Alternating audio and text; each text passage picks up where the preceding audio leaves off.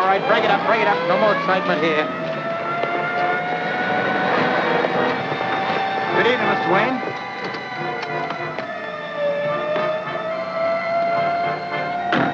What happened, Davis? We just had a killing here. Who was it? Don't know. Some fellow just entering the building when he was shot. He must have been going up to see the governor.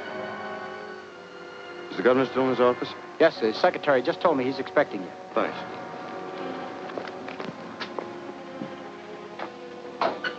Good evening, Mr. Wayne. How are you, Wells? Yes? Mr. Wayne is here, sir. Send him right in. Go right in. The governor's considerably upset.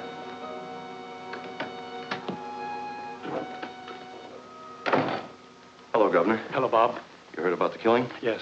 The dead man was Arthur Chambers, the greatest criminologist in the country. Only he and I were supposed to know that he was to meet me here tonight. Well, someone else had to know, or he wouldn't have been shot. Dr. Satan knew. Dr. Satan? Yes.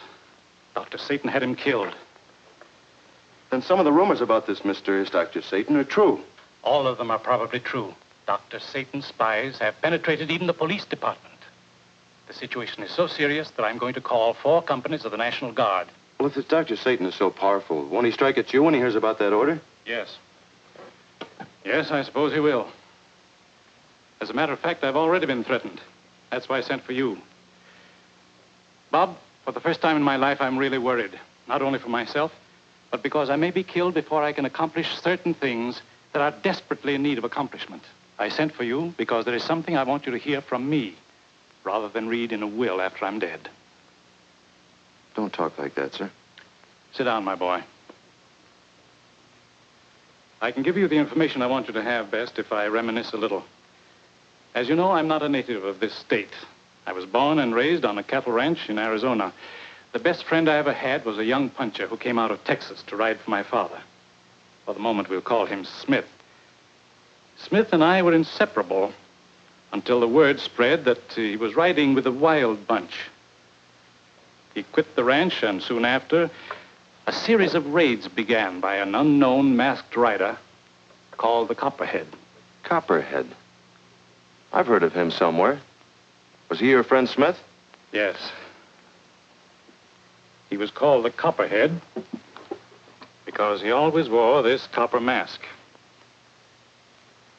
Whenever he made a raid or had to kill a man, one of these copper serpents were always found at the scene. But what has all this to do with me, sir? The Copperhead was your father.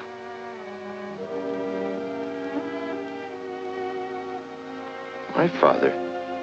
Yes, Bob.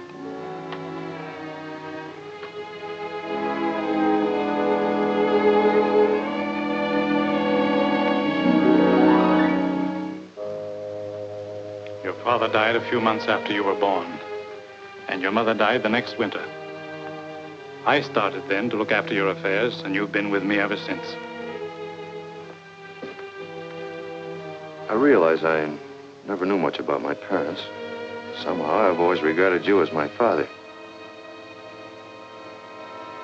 It's a little tough to learn now that my real dad was a criminal. Now, wait a minute, my boy. I told you your dad righted some wrongs badly in need of righting. That's the plain, simple truth. Don't ever forget it. Thank you, sir. I never will. Do you mind if I leave now, sir? Of course not. See me in the morning. Don't ever feel anything but pride in your father, Bob. He was the most courageous man I've ever known.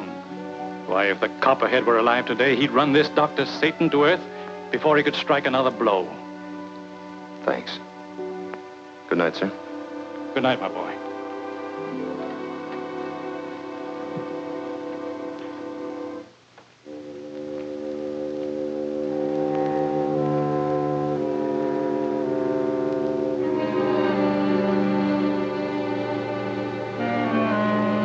Copperhead were alive today, he'd run this Dr. Satan to earth before he could strike another blow.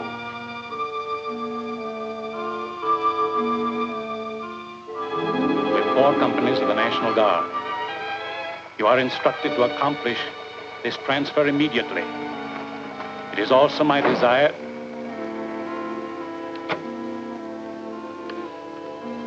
Who are you and what are you doing here?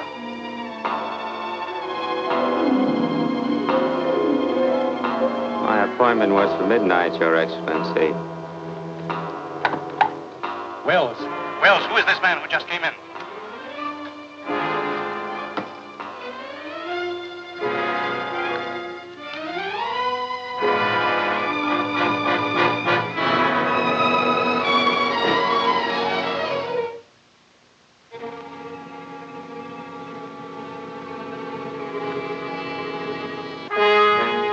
Dr. Satan.